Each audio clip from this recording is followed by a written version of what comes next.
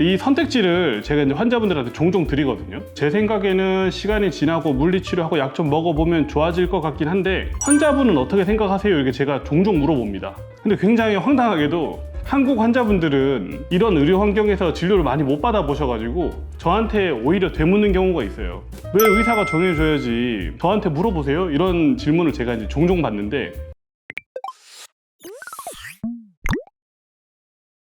안녕하세요, 닥터 콤플소입니다. 오늘은 주사를 어느 시점에 맞아야 되는지 한번 편하게 이야기해볼까 합니다. 환자분들이 이걸 뭐 주사를 맞아야 되는 거야 말아야 되는 거야 이런 거 고민 많이 하시거든요. 근데 이 주사를 언제 맞아야 되는지 이게 사실은 정해진 기준은 없어요. 그래서 이제 제 생각대로 제 주관적인 기준을 한번 설명을 드려볼까 해요. 오늘 설명드린 대로 주사 맞으면 얼추 그래도 편하게 지낼 수 있지 않을까 싶습니다.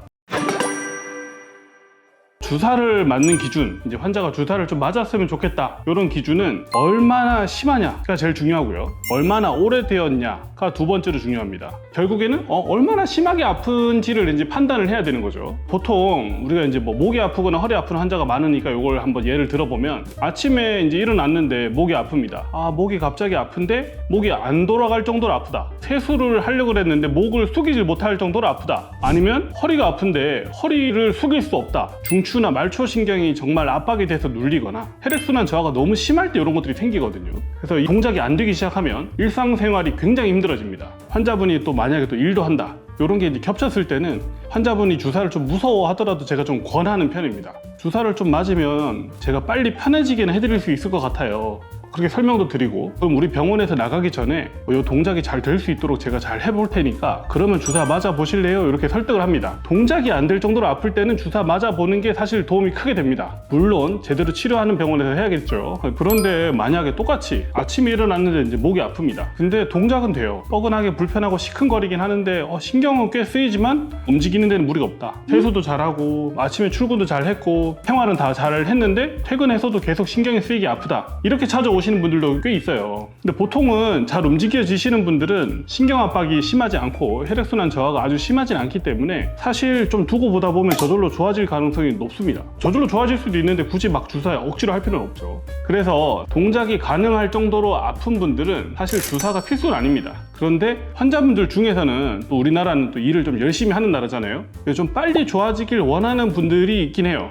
또 그런 분들은 사실 주사를 맞으면 빨리 또 좋아지기도 합니다. 이럴 때는 환자가 선택해 볼 수 있다. 이 선택지를 제가 이제 환자분들한테 종종 드리거든요. 제 생각에는 시간이 지나고 물리치료하고 약 좀 먹어보면 좋아질 것 같긴 한데 환자분은 어떻게 생각하세요? 이렇게 제가 종종 물어봅니다. 근데 굉장히 황당하게도 한국 환자분들은 이런 의료 환경에서 진료를 많이 못 받아보셔가지고 저한테 오히려 되묻는 경우가 있어요. 왜 의사가 정해줘야지 저한테 물어보세요? 이런 질문을 제가 이제 종종 받는데, 우리나라 의료 자체의 문제이기도 합니다. 좀 불편함이 좀 있고 신경이 쓰이더라도 움직임이 좀 자유로울 때는 주사를 보류해보거나 맞을지 말을지 본인이 결정해볼 만하다, 이렇게 이해해 주시면 좋을 것 같습니다.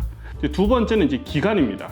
물론 너무 심하게 아프면 기간이 상관이 없어요. 우리가 이제 만성 통증이라고 합니다. 혈액순환 저하와 통증과 신경이 눌리고 근육이 뭉치고 이런 것들이 이제 서로 안 좋은 영향을 끼쳐가지고 저절로 낫지 않는 상태, 이걸 우리가 만성 통증이라고 정의를 하는데 기간은 3개월입니다. 3개월. 목이 어느 순간 아파왔는데 이게 3달이 지나도 낫지 않고 계속 아프다, 그러면 저절로 좋아지진 않겠구나, 이런 기준이 됩니다. 그럴 때는 우리가 이걸 탈출해야겠죠. 만성 통증을 탈출하기 위해서 이제 주사를 맞아볼 수 있다. 두 번째 기준이 있습니다. 발목을 삐끗했는데 발목이 외상이 3주 뒤면 좋아질 겁니다, 뭐 이런 얘기를 한단 말이에요. 그 말이 뭐냐, 인대가 직접 손상이 없을 때, 이렇게 꺾였을 때는 한 3주면은 보통은 다 낫는다. 누가 와서 툭 때렸는데 인대나 근육 손상이 없을 때는 타박이기 때문에 2주 뒤면 안 아파야 된다, 이런 얘기입니다. 보통 골절이 좀 심하면 우리가 8주 얘기를 하는데 8주 뒤면은 뼈가 안 아플 만큼 붙어서 일상생활이 가능한 시기, 이렇게 얘기를 합니다. 근데 이 시기를 넘어서서 한 달이 더 지났는데도 아프다, 그러면 만성 통증이라고 또 봅니다. 그래서 아까 말했듯이 팔이 부러져가지고 골절을 이제 2달간 열심히 잘 보존을 해가지고 치료를 한 뒤에 한 달이 지났는데도 손목이 계속 아프다, 그럴 때는 주사 맞아볼 수 있습니다. 그래서 오늘 이래저래 굉장히 길게 얘기를 했는데 요약을 해보자면, 그냥은 대충 아픈 건 3개월, 지나도 아프면 주사 맞아볼만 하고, 뼈가 부러지거나 발목이 꺾인 뒤에 몇 주 뒤면 나을 거예요, 그 얘기를 들은 다음에 한 달이 지나서까지 아프면 이것도 만성 통증이기 때문에 주사 맞아보면 도움을 받을 수 있습니다. 그리고 이제 세 번째 하나가 더 있어요. 요거는 이제 처음에 설명드리진 않았던 이유가 좀 흔하지 않은 경우라 설명은 드리지 않았는데 요것도 꼭 알고 계셔야 되긴 합니다. 세 번째 기준은 관절이 붓거나 모양이 변하거나 끝까지 펴지지 않거나 끝까지 굽혀지지 않는 상태가 있을 때에는 주사 치료를 받으시는 게 좋습니다. 팔이 한 2주 전부터 끝까지 안 펴져요 이런 분들이 있거든요. 손가락이 끝까지 안 구부러진 지 한 2주 됐어요. 이런 분들 2주밖에 안 됐어도 치료받기를 권해요 제가. 왜냐하면 이게 진행이 되는 경우가 굉장히 흔하게 있고 대부분은 저절로 낫질 않습니다. 그리고 관절이 붓는다는 거는 여튼 관절 자체가 부담도 있고 염증도 생기고 관절이 망가지는 방향의 일이 일어난다. 요거 자체가 장기적으로 봐서 관절을 망가뜨립니다. 없던 관절염이 생길 수도 있고 있던 관절염이 더 심해질 수도 있겠죠. 오늘 영상이 도움이 되셨다면 구독과 좋아요, 알람 설정 부탁드립니다. 감사합니다.